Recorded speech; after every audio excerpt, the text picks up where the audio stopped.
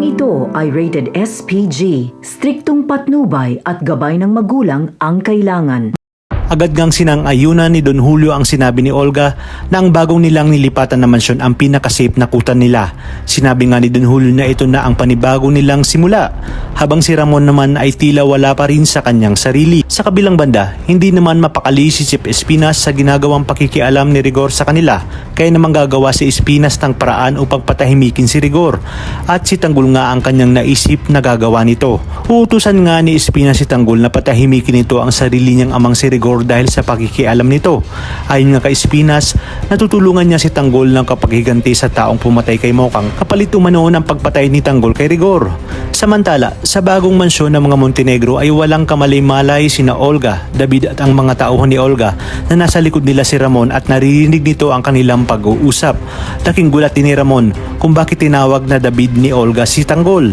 Agad ngang lumapit si Ramon sa kanila at diretsahang tinanong si Olga kung bakit David ang tawag nito sa kanyang anak na si Tanggol. Hindi naman makakibo si David at tila maiihi na sa salawal dahil sa takot. Pare-parehas nga silang hindi nakasagot sa mga katanungan ni Ramon. Natulala naman itong si Olga at iniisip kung anong palusot ang kanyang gagawin upang mawala nga sa isip ni Ramon ang mga narinig nito.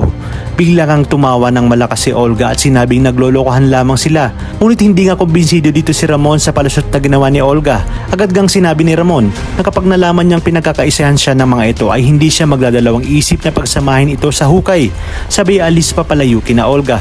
Sa sobrang takot ka ni David kay Ramon ay pinagsabihin nito si Olga na kasalanan naman ito ni Olga dahil hindi ito nag-iingat, bagay na ikinagalit ni Olga kay David, at sinabi na tumahimik na ito dahil wala na umano siyang naitutulong sa mga ganong sitwasyon, at itikom na nga lang umano nito ang kanyang bibig. Dito nga ay napaisip na si Ramon at agad na inutos kay Severino na bumalik sa Quiapo at alamin ang buong katotohanan dahil may kutob na nga siya na tinatarantado siya ni Olga, at kahit nga mag-match ang kanilang blood type ni David ay hindi niya pa rin maramdaman ang lukso ng dugo.